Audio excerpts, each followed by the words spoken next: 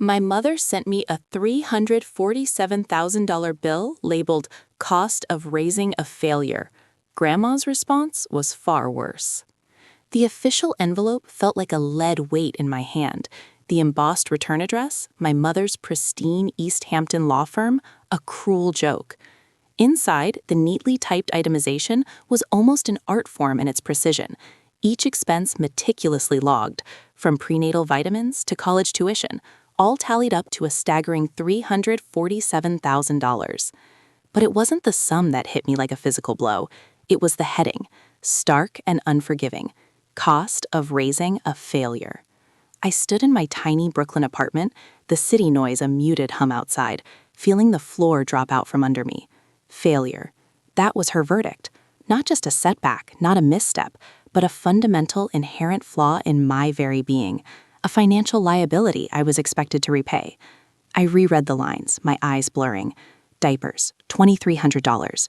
After-school tutoring, $18,500. Summer camps, $12,000.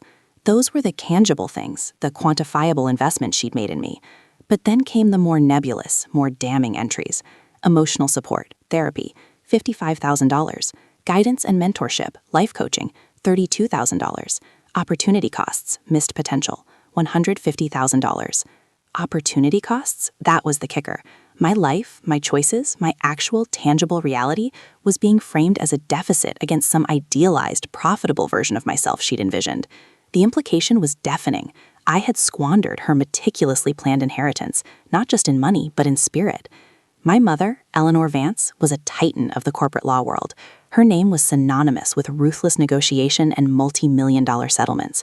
Her world was one of bespoke suits, polished mahogany, and the sharp scent of expensive perfume. She didn't do emotional, she did strategic. And this bill, this cold, calculated invoice, was her ultimate strategic maneuver.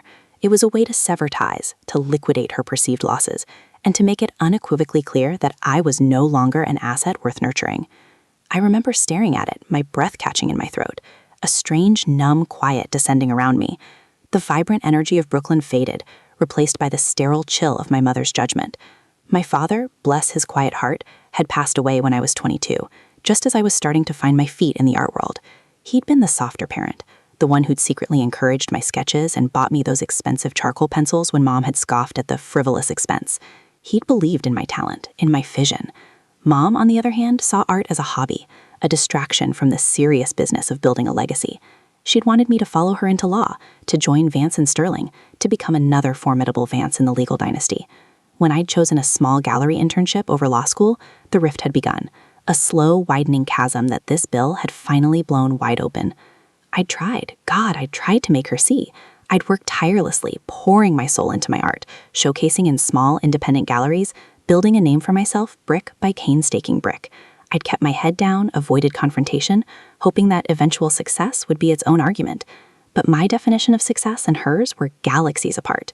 Her success was measured in billable hours and prenuptial agreements.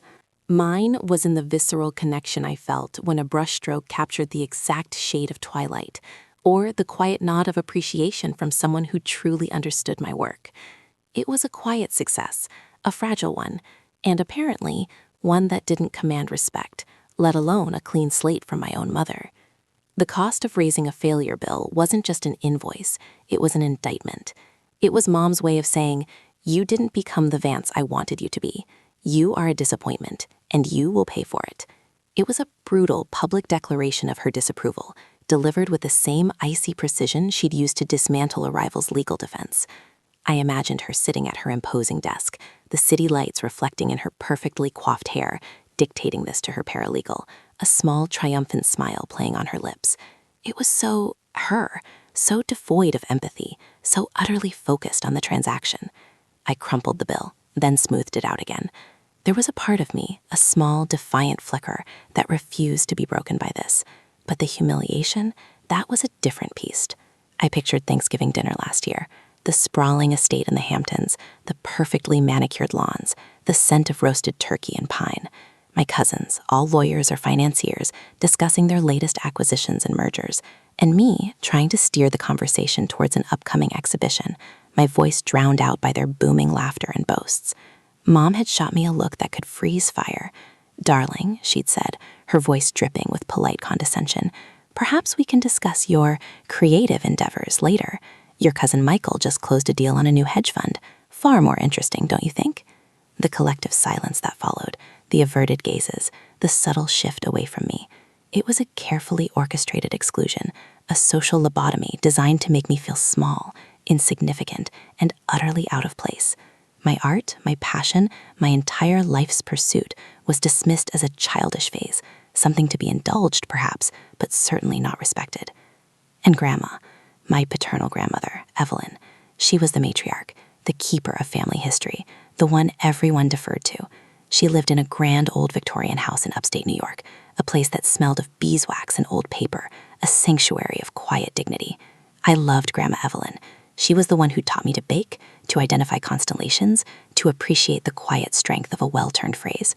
She knew about the rift with Mom, of course. She'd always been a neutral party, a silent observer in the Vance family drama, offering comfort and wisdom when she could. I'd always counted on her to understand, to at least offer a sympathetic ear. So after the shock of the bill began to recede, replaced by a simmering anger, I made the drive upstate.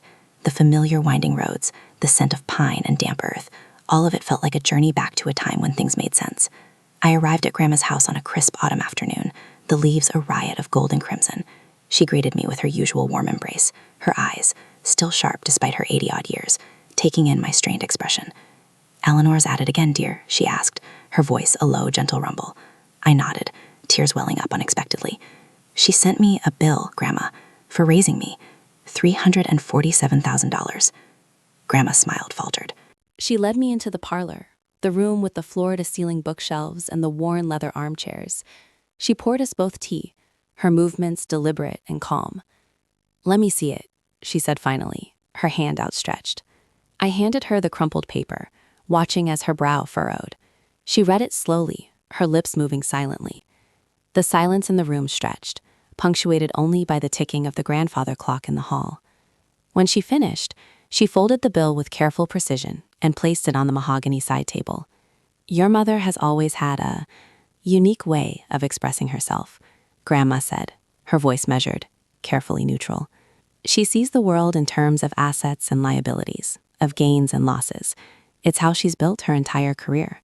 But this, Grandma," I choked out, my voice thick with emotion, "this is different. This is personal. She's saying I'm a failure." Grandma Evelyn took a slow sip of her tea, her gaze distant, fixed on something beyond the window. "Eleanor believes in control," she stated, not as an accusation, but as a simple fact. She needs to feel in control of everything, everyone, especially those she loves. When she can't control the outcome, she tries to control the narrative, and sometimes the narrative becomes a weapon. I waited, expecting her to defend me, to offer some solace, some validation of my hurt. But she just kept looking out the window, her expression unreadable. "She's always been intense about your inheritance," Grandma continued, her voice softer now, almost introspective. "Ever since your father passed. He was the buffer, you know. He softened her edges. Without him, she's sharper." "But the money, Grandma," I pleaded. "She's demanding it. She's branding me a failure and sending me a bill. What am I supposed to do?" Grandma Evelyn finally turned her gaze back to me. Her eyes, usually so full of warmth, held a new kind of gravity. It wasn't pity, or even sympathy. It was something colder, something that made the hair on the back of my neck stand up. "That bill, dear," she said, her voice barely a whisper, "is not the real bill." I frowned, confused. "What do you mean?" She picked up the itemized statement again, her fingers tracing the lines. "These are expenses, tangible, measurable. Your mother doesn't operate in the realm of intangible debts. Not usually. Not unless it serves a greater purpose." She paused, her gaze sharpening, locking onto mine. "This is about more than just the money you've cost her. This is about the money she holds, the money she controls." A knot of unease tightened in my stomach. "What money, Grandma?" She leaned forward, her voice dropping even lower. "Your father. He left you a considerable sum, separate from Eleanor's estate. He trusted me to oversee it, to ensure it was there for you when you were ready. He always worried Eleanor would try to manage your inheritance for you. He knew her tendencies." My breath hitched. My father had always been secretive about his finances, always assuring me he had things taken care of. I'd never pressed him, respecting his privacy. He left me, what? I whispered, my voice trembling. Grandma Evelyn's eyes held a deep, sorrowful understanding. He left you enough that your mother has been circumventing him for years. She's been managing your father's legacy, and by extension, your future, in ways you can't imagine. And she's been doing it without your full knowledge. This bill, it's a smokescreen, dear. A very expensive, very cruel smokescreen. It's not about what you owe her, it's about what she's taken from you. She didn't elaborate. She didn't offer numbers or specifics. She just let the implication hang in the air, heavy and suffocating. My mother, the paragon of financial acumen, the architect of my perceived failure, had been silently, systematically controlling my father's inheritance. And this bill, this insult, was her final act of dominance, designed to cripple me financially and emotionally before I could ever discover the truth. The humiliation of being called a failure suddenly paled in comparison to the icy dread of knowing I'd been a pawn in my own family's financial game. The quiet, dignified parlor, once a sanctuary, now felt like a trap, the silence deafening. I looked at my grandmother, her face etched with a sadness that went beyond mere concern, and I knew the real battle had just begun. The bill wasn't the end. It was the beginning of a reckoning. The silence in Grandma Evelyn's parlor stretched, thick and heavy, until it felt like a physical presence in the room, pressing down on me. The grandfather clock in the hall chimed the hour, each resonant bong a hammer blow against my rapidly beating heart. A smoke screen, that's what she'd called it. My mother's meticulously crafted invoice, the one that painted me as a financial black hole, was nothing more than a diversion, a calculated maneuver to obscure a far greater deception. The bill for $347,000, a sum that had felt like a death sentence just hours ago, was now a mere distraction, a footnote in a much larger and far more devastating narrative. My father, the gentle soul who'd sketched alongside me, who championed my dreams with quiet persistence, had left me something substantial, something his lawyer wife, my mother, had apparently been managing, and perhaps even siphoning for years. The realization hit me with a sickening lurch, a wave of nausea that made me grip the edge of the antique mahogany table. Control. Grandma Evelyn's word echoed in my mind. My mother craved control, and if this was true, she had maintained an iron grip not only on my perceived failures, but on my father's posthumous generosity. I don't understand, I stammered, my voice raspy, unused. If there's money, why would she do this? Why send me a bill? Grandma Evelyn's gaze softened, a flicker of the familiar warmth returning, but it was tinged with an ancient weariness. Because, dear, she doesn't want you to know. She wants to maintain the narrative, the Vance family narrative. And in that narrative, you are the prodigal daughter, the disappointment who wasted her inheritance.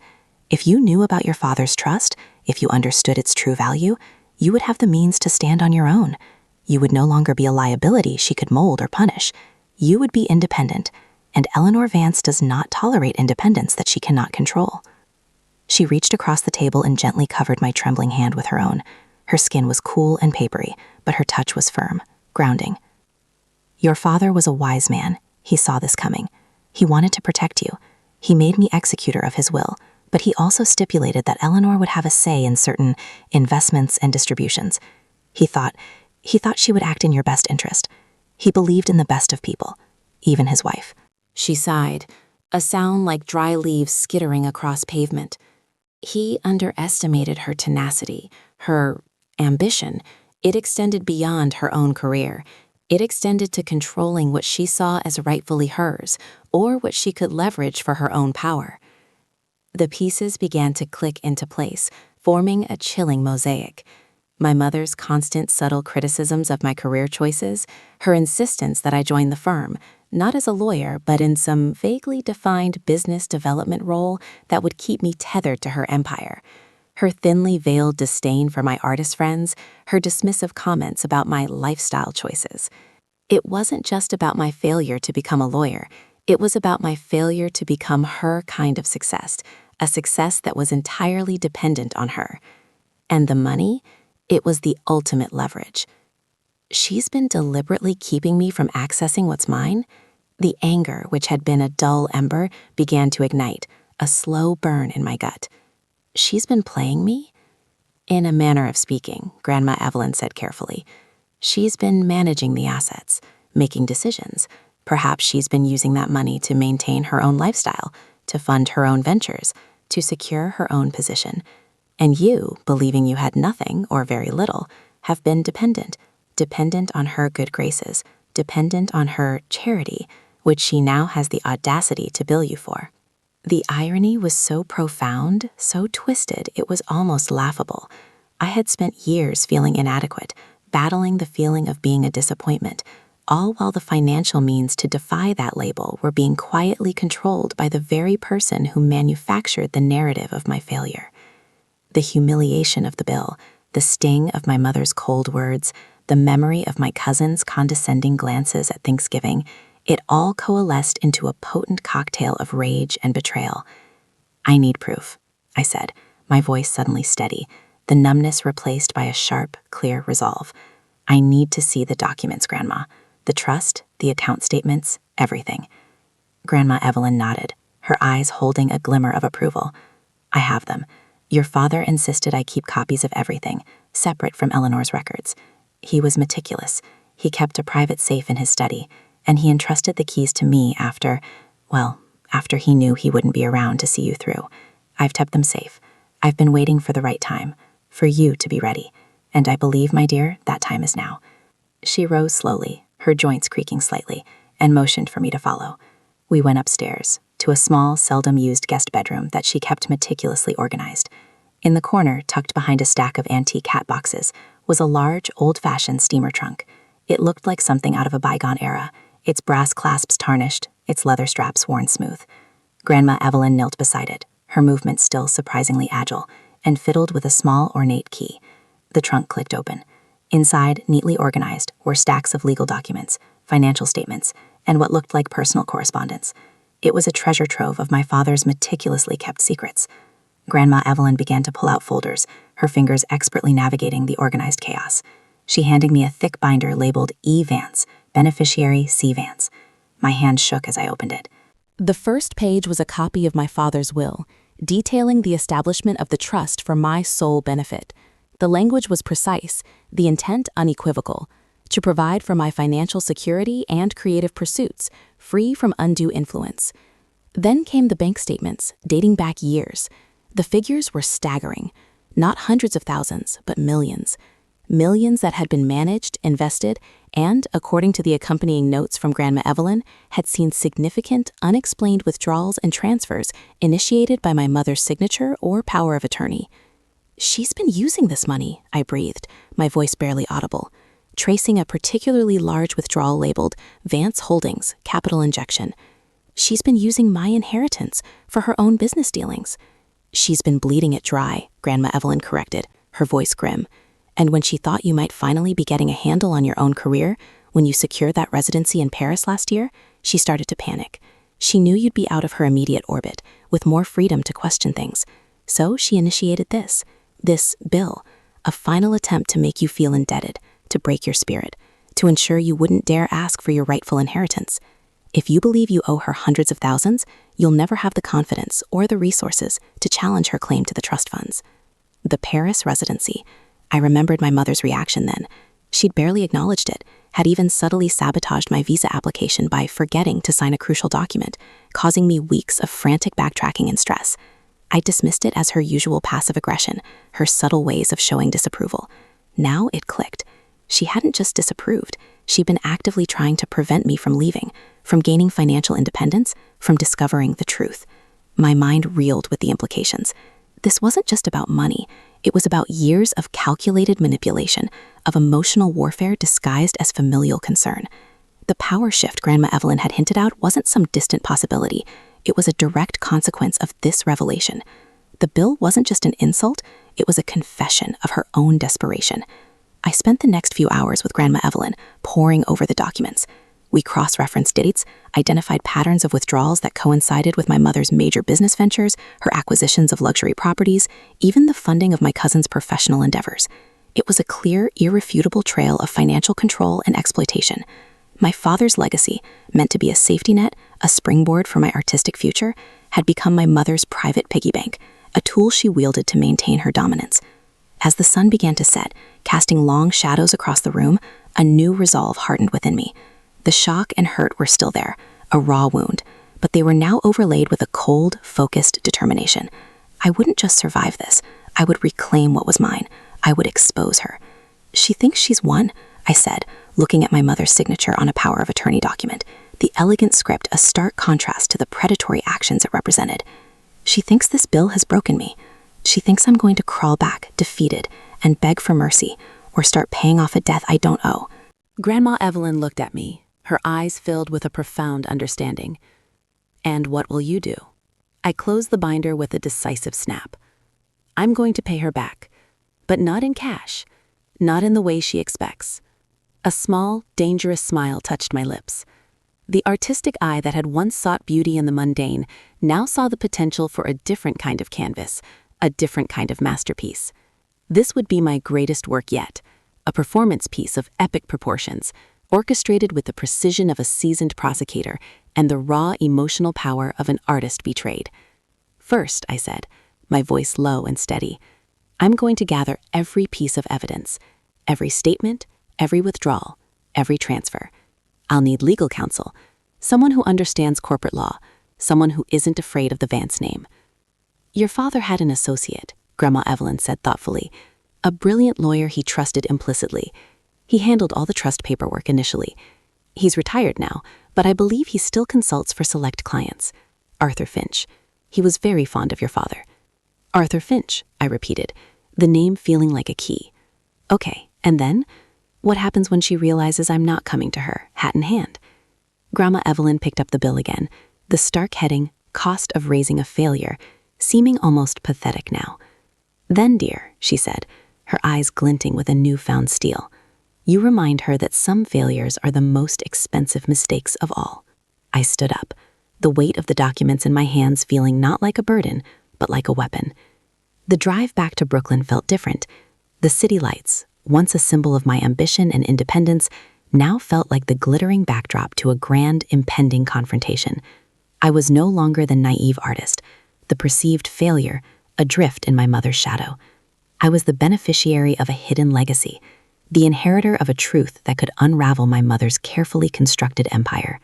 As I pulled into my street, the familiar brownstone of my apartment building coming into view, my phone buzzed. It was my mother. A simple text message, devoid of pleasantries. "Your grandmother mentioned you visited. I trust you received my correspondence. Payment is due within 30 days. Do not disappoint me further." I looked at the text, a chilling amusement spreading through me. Disappointment. She had no idea. I typed back, my fingers flying across the screen, a new kind of defiance surging through me.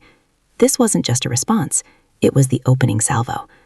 "Grandma Evelyn mentioned you have something of mine, something that belongs to me. I'll be in touch about settling things. Soon." I hit send, the digital echo of my defiance hanging in the quiet of my car. The game had changed, and it was no longer her move. It was mine. The real reckoning was about to begin, and the cost of her deception was about to be tallied in ways she could never have possibly calculated. The quiet hum of my apartment building's ancient radiator was a stark contrast to the storm raging inside me. I reread my mother's text, the casual cruelty of it a familiar poison, but now, strangely, it fueled me. Soon. It wasn't a threat, it was a promise. I looked at the bill still clutched in my hand, $347,000. Such a paltry sum compared to the vastness of what she had controlled, what she had pilfered. It was almost laughable. The carefully crafted narrative of my financial incompetence, designed to keep me small, dependent, and indebted, was about to be shattered. The next morning, the city felt different. Every skyscraper, every bustling street corner, every hurried face seemed to hold a secret, a hidden agenda. I felt a kinship with them, a silent understanding that beneath the veneer of normalcy, everyone was fighting their own battles, concealing their own truths. I made my first call, Arthur Finch. The name felt solid, like bedrock. A paralegal answered, polite but distant, until I mentioned my father's name. Then a subtle shift, a hushed reverence. I explained, concisely, the situation, omitting the emotional mire, but presenting the hard facts: a trust, a power of attorney, unexplained financial activities, and a demand for payment from my mother. The paralegal put me on hold, and when he returned, it was with a different tone, an urgency that mirrored my own. "Mr. Finch will see you today. He's cleared his afternoon. Can you be at his offices by 2?" Arthur Finch's office was not the sterile, modern glass box I half expected from a top-tier lawyer. It was in a distinguished, older building downtown, the kind with ornate carvings and polished brass fittings. Inside, the walls were lined with leather-bound books, the air heavy with the scent of old paper and quiet authority. Arthur Finch himself was a man carved from gravitas. His handshake was firm, his eyes sharp and intelligent, missing nothing. He listened intently as I laid out the story, my voice gaining strength with each word, each detail I presented from Grandma Evelyn's trunk. He asked pointed questions, his legal mind already dissecting the complex web of financial maneuvers. He examined the trust documents, the power of attorney, the bank statements, his brow furrowing with each passing minute. "Your father was a formidable man," he said finally, leaning back in his chair, "and incredibly foresightful. He foresaw this possibility, though perhaps not the exact execution. Eleanor Vance, she's always had a tenacious grasp on what she believes is hers, and a remarkable ability to rationalize her actions. The trust was meticulously structured to protect you, Catherine, irrevocable for your sole benefit." He paused, tapping a manicured finger on a stack of statements. "The withdrawals are extensive and in direct violation of the trust's stipulations regarding capital preservation and responsible distribution for your benefit. She's been using your father's legacy as her personal investment fund, and worse, she's been using it to prop up her own ventures, leveraging your inheritance as collateral, no doubt. This bill, it's not just audacious, it's a desperate attempt to silence you. If you believe you owe her, if you internalize that debt, she wins. She keeps the money, and you remain her dependent." The cold, hard confirmation from Arthur Finch was like a blast of Arctic air, chilling me to the bone, but also clearing my lungs. The abstract fear had a name, a legal definition: breach of fiduciary duty, elder financial abuse, possibly even fraud. "What can be done?" I asked, my voice steady, the tremor gone. "A great deal," Arthur Finch replied, a glint in his eye. "This is not a simple inheritance dispute, Catherine.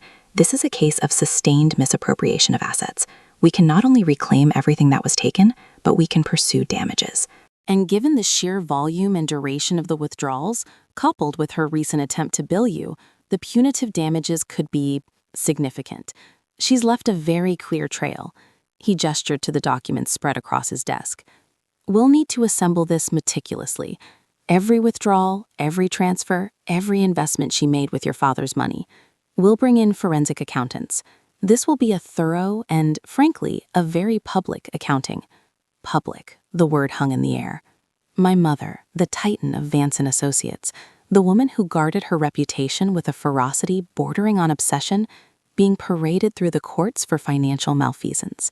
The thought sent a shiver of anticipation through me. The following weeks were a blur of intense work. Arthur Finch's team became an extension of my will. Emails, phone calls, meetings, reviewing mountains of financial data. I learned the language of corporate finance, of trusts and annuities, of asset management and legal liabilities. I saw my mother's signature on document after document, authorizing transfers, signing off on loans, injecting capital into failing ventures, all with money that was meant to be mine. The emotional intensity was a constant undercurrent. Each discovery of a particularly egregious withdrawal, a particularly audacious piece of financial maneuvering, would send a fresh wave of anger and hurt through me. I saw the years of my father's hard work, his dreams for my future, being systematically dismantled and repurposed by the woman he had married. I stayed at Grandma Evelyn's for a time, a quiet refuge while the legal storm brewed. She would bring me tea, sit with me as I scrolled through spreadsheets, offering silent comfort and unwavering support. She knew the Vance family's history, its hidden resentments and quiet ambitions, better than anyone. She saw my mother's lifelong quest for control, her fear of obsolescence, and how it had manifested in this monstrous act of betrayal. My mother, of course, remained blissfully, or perhaps arrogantly, unaware. Her texts continued, laced with thinly veiled impatience and subtle threats about overdue payments. She didn't seem to grasp that the invoice was no longer relevant, that I wasn't asking for permission. I was demanding restitution. My cousins, the ones who had looked at me with pity and judgment at Thanksgiving, occasionally sent innocuous social media updates, exotic vacations, lavish dinners, all clearly funded by the Vance empire.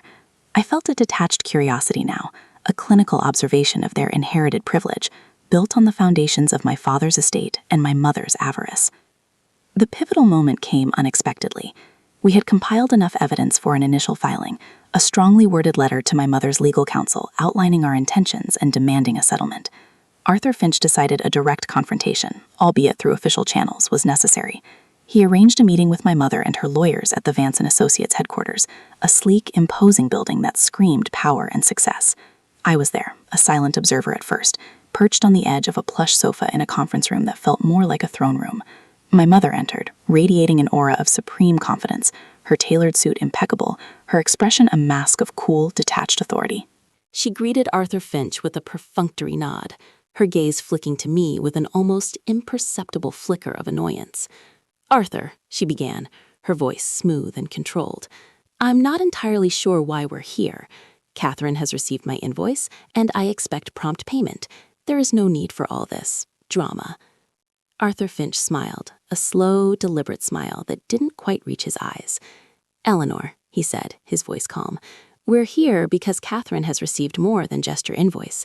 She's received a rather comprehensive accounting of her father's trust, and a rather extensive overview of how you've managed it." He gestured to a stack of documents on the table. "We've cross-referenced your power of attorney with the trust's statements, and the pattern is quite illuminating." My mother's composure flickered for the first time. Her eyes narrowed, her lips tightening almost imperceptibly. "I don't understand. The trust was established for Catherine's benefit. I have managed it responsibly, as per our agreement." "Responsibly?" Arthur Finch's voice was now laced with a subtle edge. "By injecting millions into Vance Holdings? By funding your real estate ventures in the Hamptons? By securing your daughter's startup capital? The trust was to provide for Catherine's financial security and creative pursuits, Eleanor, not to serve as your personal slush fund or a collateral pool for your expanding empire." He began to lay out the evidence, calmly, methodically. He spoke of specific dates, specific amounts, specific investments. He presented copies of loan agreements signed by my mother using trust funds as collateral. He showed evidence of transfers that directly coincided with my mother's major business acquisitions. The silence in the room grew deafening. My mother's face, usually so controlled, began to lose its color. Her carefully constructed mask was cracking. Her lawyers, who had entered with an air of confident defense, now looked pale and unsettled, their whispers to each other growing more urgent. Then Arthur Finch presented the invoice. He held it up, the stark words, "Cost of raising a failure," in bold black print. "And this," he said, his voice resonating with quiet power, "this is where it truly becomes fascinating. To bill your own daughter hundreds of thousands of dollars, ostensibly for raising her, while simultaneously siphoning millions from her inheritance, it suggests a rather desperate attempt to control the narrative, to ensure she remained beholden, indebted, and ultimately silent. It's a confession, in a way." My mother recoiled as if struck. Her eyes, usually so sharp and calculating, were wide with disbelief and something akin to panic. "This is absurd. He's twisting things. Catherine was always irresponsible. She wasted opportunities. This money was meant to curb her excesses, to teach her fiscal discipline." "Fiscal discipline?" Arthur Finch countered, his voice hardening. "Or fiscal control. You saw a financial independence that you couldn't dictate, and you acted to prevent it. You manufactured a debt to ensure her subjugation. But you underestimated her, Eleanor. You underestimated her resilience, and you underestimated the foresight of your late husband, who entrusted me with ensuring his wishes were honored." He turned to me then, his gaze kind but firm. "Catherine, this is your moment. The evidence is overwhelming. We have not only grounds to reclaim every dollar misappropriated, but to pursue significant damages, including punitive damages for breach of fiduciary duty and emotional distress. Your mother's actions have jeopardized her entire firm. The potential for public exposure and financial ruin is immense." My mother's breathing was shallow, ragged. Her eyes darted between Arthur Finch and me, searching for an escape, a loophole. But there was none.